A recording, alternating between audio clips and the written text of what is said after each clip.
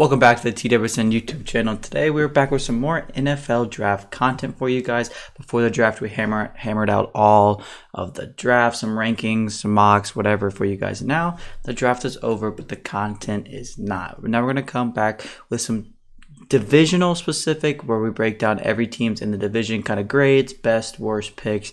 Just kind of talk about the haul they got. And we're going to start in the AFC East with the Buffalo Bills. The Bills had a little bit of an interesting draft. Here's the results right here. They got 𝐤𝐤𝐰𝐰 in the first, James Cook, Terrell Bernard, Khalil Shakir, Matt Araiza, Christian Benford, Luke Tenuta, and Baylon Spector. So overall, a pretty decent haul. They traded up to get 𝐤𝐤𝐰𝐰 in the first, and I think most people have probably seen the little he needs the playbook on the plane video by now. Great human being. So position of need there for corner. Great pick overall. I think this Bills draft is a little weird, and I think for a lot of the teams you're gonna kind of get that vibe because a lot of these teams are good. Like, there's not too many holes to fill on this Bills team, but the biggest one, in my opinion, was a starting outside corner, and they got that and addressed it early by trading up to get 𝐤𝐤𝐰𝐰. So phenomenal there. They got arguably one of the best punters in the draft in the sixth. But for my favorite pick out of this draft, I think is Khalil Shakir in the 5th round from Boise State. I think that he provides a really good option in the slot. I know they have Jamison Crowder, not really a long-term answer. They have some other guys, but they don't really have the true younger slot player. Gabe Davis can do a lot of different things. Isaiah McKenzie can do a lot of different things. But Shakir is that one true slot, and that's what they're missing. Look what they had. Look at the success Cole Beasley had. I really like the Jamison Crowder pickup, like I mentioned. I think Khalil Shakir is just going to kind of sit under that and wait for it to take that role over, and I think he's going to do it very well. They didn't really reach for a receiver. A receiver is a little bit bigger of a need to me, in my opinion, for them, and I think they really nailed it with Khalil Shakir in the 5th. If I had to give them their worst pick, this one is tough. I think I would have to go Terrell Bernard from Baylor. It's not because he's not a good player. I think he fits a lot of what the Bills are looking for, but I just think there was a couple other linebackers that I would have preferred in that spot. So that's really all it came down to. I really like this draft. They didn't need to do anything crazy. They were going to take some offensive linemen. They're going to take some specialists and just kind of, James Cook. We didn't even mention James Cook either. That's a really fun pick. And the running attack there hasn't always been the best. But just in general, I'm a pretty big fan of this Bills draft because they didn't have too many needs. And they hit them on the head. I'm gonna go with a B+ for the Buffalo Bills, simply because they had one major need at corner and they checked that box off with 𝐤𝐤𝐰𝐰 in a big way. They added some flash in James Cook, which is a needed position. They got some value on the special teams side of the ball, and they got one of my favorite sleeper wide receivers in Khalil Shakir. Not the flashiest drafts in the world, but a really productive one for the Bills, and these people should be making impacts for quite some time. Moving on a little bit to the Miami Dolphins. I know the Dolphins, obviously, people know they didn't have their picks with the big trades they've made this offseason. So here we are. It's kind of hard to rate this draft when it is what it is. So I think just with this haul of players, I love Channing Tindall to the Dolphins here.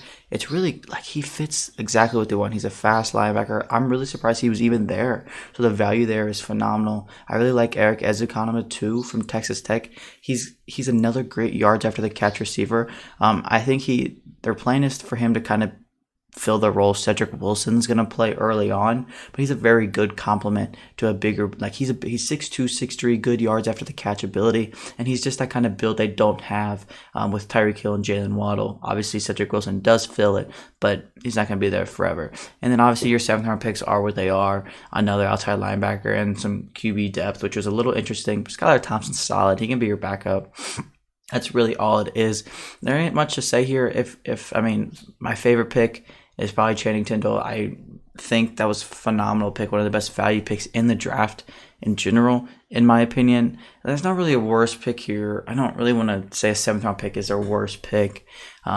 So it is what it is there, but I really like Channing Tindall. It's hard to grade them as well because you have 3 picks. But if you consider Tyreek Hill as a part of the draft, obviously it'd be an A. But just for this haul that they got, I'll just give them a B simply because there's not much to grade here. I do like the players they got in the third and the fourth, but they just didn't have a lot to work with. That's really all it comes down to there in Miami. Now the Patriots. I think the Patriots caught a lot of people by surprise this past weekend, and I don't think, even though people were surprised by the people they took, everybody kind of always knows the Patriots are going to shake things up a little bit.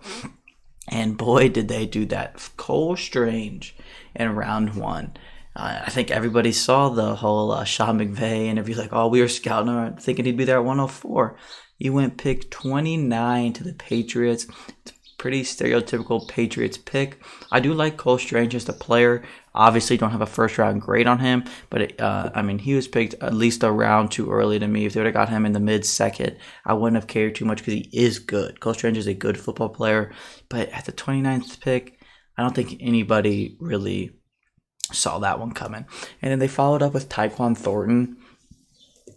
Man, another pick that was kind of a head-scratcher. Like, Tyquan Thornton is better than people think he is. I don't think it's as bad as people thought, but when you consider some of the wide receivers he was drafted over, it's really kind of bad. Like, they traded, Kansas City traded up so they could draft Sky Moore with the Patriots pick. Like, the Patriots should have just stayed pat and took Sky Moore if that's what they wanted. They got Tyquan Thornton, who's the fastest receiver in the draft.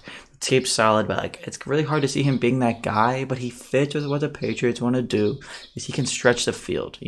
There's plenty of ways you can impact a game, and his speed's going to impact the game even when the ball is not in his hands. So I kind of think that's exactly what the Patriots were looking to do. It's still early. There were still better options, but at the end of the day, again, it kind of fits what the Patriots, I guess, are looking to do. Now, this pick is going to be labeled my favorite pick of this haul. By a lot, actually. I really love Marcus Jones. He can do a lot in the secondary, really good slot corner, but this man is probably the best returner in this draft. And again, the Patriots will find ways to find value for you, and I know they're not always going to be the sexiest picks, but Marcus Jones is going to contribute to that football team in so many different ways. In the slot, maybe some little boundary, little safety looks, but he's going to be primarily in the slot, and he's going to be flirting with all-pro return games. Whether he's kicking off, punt returns, whatever it is, he's going to make an impact on the field. Now, Jack Jones, another really good pick in my opinion. They need secondary help really bad. Pretty good value there in the fourth form. That's really all it is with him. He's a solid football player. You got good value on him. It's a position in need. Checks all the boxes there. Now, these next 3 picks are a little strange. I like Pierre Strong. I like Bailey Zappi. And I really like Kevin Harris. But then you look at their fit on the Patriots, and it's just Pierre Strong.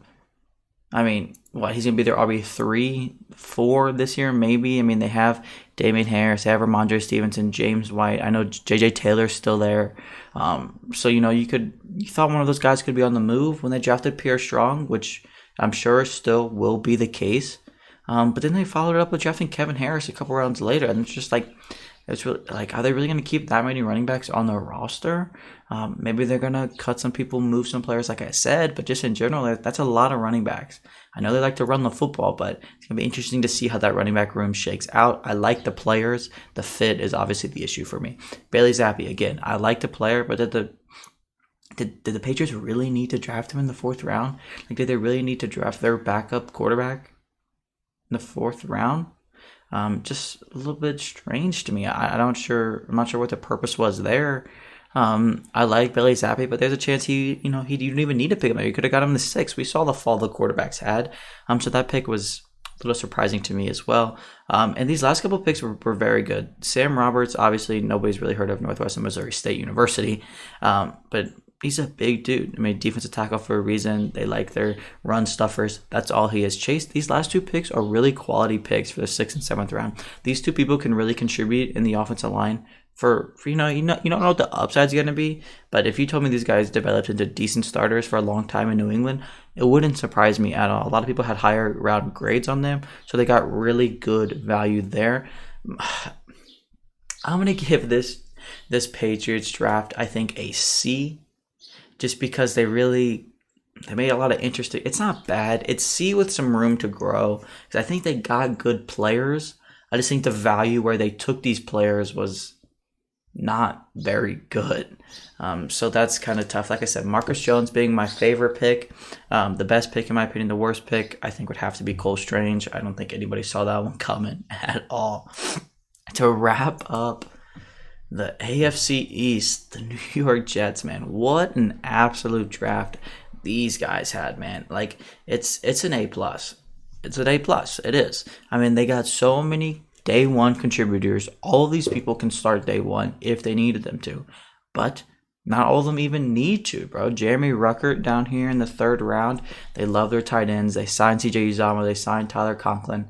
Now they got a good young receiving tight end to learn from them and to really be molded into what they want. I mean, these first 3 picks are unreal. Sauce at 4, Garrett Wilson at 10, and then Jermaine Johnson. They ended the Jermaine Johnson slide. Like this, Jermaine Johnson was a top 8 player on the Jets board. And they got him at 26. The Jets loved Jermaine Johnson. I'm surprised they didn't move up to get him earlier. It's like there's just everything about this draft is perfect. You got a good compliment in Breece Hall in the 2nd round. He can do it all for you if you want to ease him into things and let Michael Carter kind of do some stuff as well. Perfect. I just touched on Jeremy Ruckert. Max Mitchell is a starting caliber tackle in the NFL. They might not even need him to, but again, they've addressed the offensive line so well. They have Becton. They have Fant. Give Mitchell a year or so, and he could start day one, like I said. But they'll probably let him develop a little bit and then come in, kind of hand him the keys next year. And then Michael Clemens, bro, one of my favorite underrated players in this draft. The pass rush win rate on this guy was phenomenal. He got so many pressures on the quarterback in an SEC school. Like, he didn't just do it against terrible competition. He played really well in the best conference in college football. I know there were some other good defensive players on his team, and he had DeMarvin Leal, but still, like, the production is hard to argue with. When in the 4th round, we know Robert Saleh can really develop defensive players with upside, and Michael Clemens fits that bill perfectly.